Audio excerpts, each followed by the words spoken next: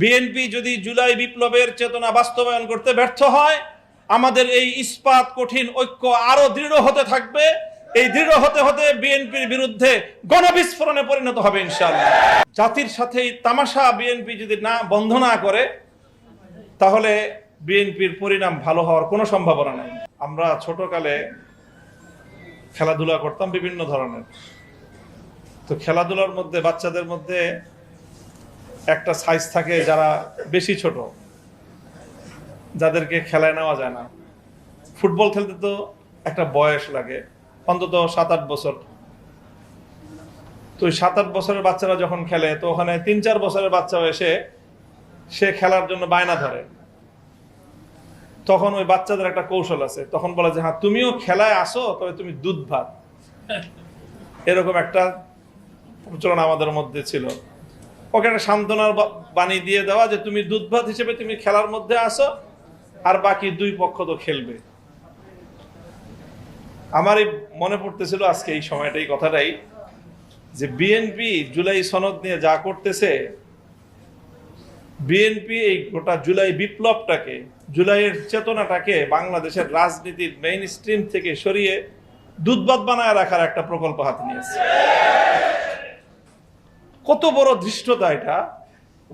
জুলাই বিপ্লবের সাথে কান্নাকাটি করে, আবার জুলাই বিপ্লবীদেরকে ডেকে কান্নাকাটি করে, তারপর তাদেরকে আবেগ দেখায়, এবং জুলাই বিপ্লবীদের জন্য, শহীদ পরিবারের জন্য অন্তর্বর্তীকালীন সরকারের গৃহীত যেই ভাতা, সেটাও অব্যাহত রেখেছে।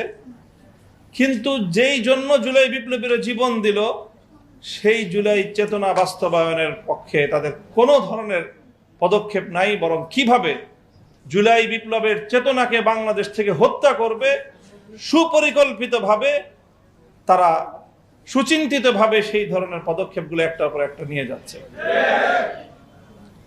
এই জন্য আমাদের অতীতের অনেক আন্তরিক বিএনপিকে আমরা বলতে চাই যে এই জায়গাটায় যদি আপনারা নিজেদেরকে সংশোধন করতে ব্যর্থ হন, তাহলে আপনাদের সাথে আমাদের চূড়ান্ত একটা লড়াই হবে। সেই লড়াই আমরা এক চুল পরিমাণ ছাড় দিতে পারবো না।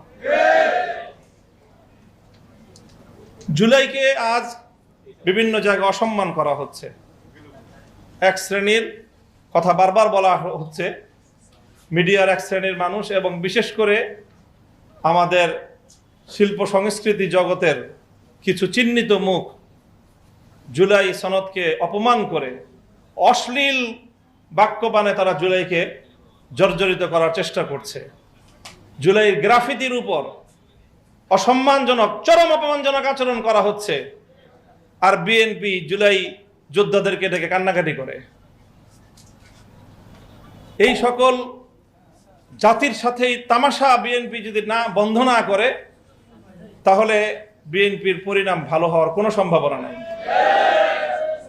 আমরা পরিষ্কার কথা বলি, আগে অতীতে আমরা বিএনপির উপর নির্ভর করে প্রতিটি স্বৈরাচার বিরোধী আন্দোলনের শেষে আমরা ক্ষতিগ্রস্ত হয়েছি, কারণ বিএনপি সময় মতো ক্ষমতায় গিয়ে সেই বিষয়গুলি বাস্তবায়ন করার চেষ্টা করে না। এবার কিন্তু আমরা আর বিএনপির উপর নির্ভর করছি না, আমরা বিকল্প পথ বেছে নিচ্ছি। বিএনপি যদি জুলাই বিপ্লবের চেতনা বাস্তবায়ন করতে ব্যর্থ হয়, আমাদের এই ইস্পাত কঠিন ঐক্য আরো দৃঢ় হতে থাকবে। এই দৃঢ় হতে হতে বিএনপির বিরুদ্ধে গণবিস্ফোরণে পরিণত হবে ইনশাআল্লাহ। সর্বশেষ কথা আমার, এই জুলাই মাসের মধ্যে জুলাই জাদুঘরটাকে ওপেন করে দেন। জুলাই জাদুঘর যদি ওপেন নিয়মতান্ত্রিকভাবে না করেন, তাহলে এটা নিয়ে বড় ধরনের আমাদের সাথে কোনো ক্যাচাল হয়ে যাবে আপনাদের। আমরা যখন মজলুম ছিলাম, তখন জালিমদেরকে আমরা চিনেছি। এখন মজলুমরা আবার কেউ জালিম হয়ে যায় কিনা, সেইটাই আল্লাহ দেখতে চাচ্ছে। জাতীয় নির্বাচনের আগে অনেক নাটক হয়েছে, আপনারা দেখেছেন, আমি সেদিকে যাচ্ছি না। তারপরে একটা নির্বাচন হয়েছে, একই দিনে দুটো নির্বাচন হলো, একই ধরনের অর্ডারের মাধ্যমেই হলো। আমরা বিরোধী দল দুটাকেই গ্রহণ করলাম, শপথ নিলাম। সরকারি দল একটা শপথ নিল, আরেকটা নিল না। দেরিতে এসে তারা ব্যাখ্যা দিলেন যে এই নির্বাচনী বৈতরণী পার হওয়ার জন্য তারা তখন সবকিছু মেনে নিয়েছিলেন, এটা আসলে তারা মনের দিক থেকে মেনে নেননি। রাজনৈতিক দল কিংবা প্রতিষ্ঠানের পক্ষ থেকে জাতির সাথে যদি এই ধরনের তামসা এবং প্রতারণা করা হয়, তাহলে ভবিষ্যতে মানুষ রাজনীতিবিদদেরকে আর সম্মান করবে না, যে এদের কথার 2 পয়সার কোনো মূল্য নেই। এরা যখন তাদের সুবিধাজনক জায়গায় পৌঁছে যাবে, তখন জনগণের সাথে দেওয়া সমস্ত ওয়াদা ভুলে যাবে।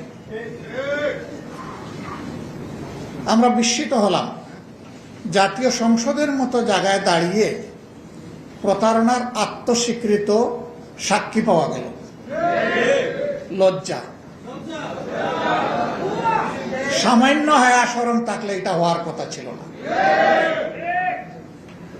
ভালো হয়েছে, জাতি চিনে ফেলছে। এখন আর অন্য কোনো ব্যাখ্যা দেওয়ার সুযোগ নেই।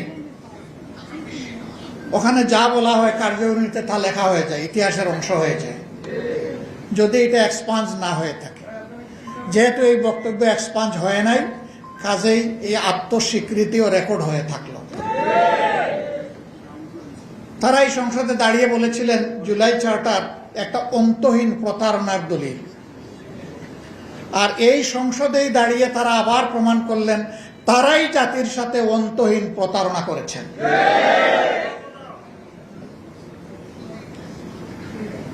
তারা বলেন এই 4টা প্রশ্ন আমি বুঝি না, সাধারণ জনগণ বুঝে কিভাবে?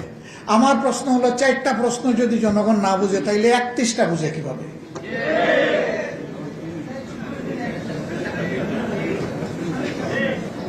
চারটা তো ছোট 31টার চেয়ে,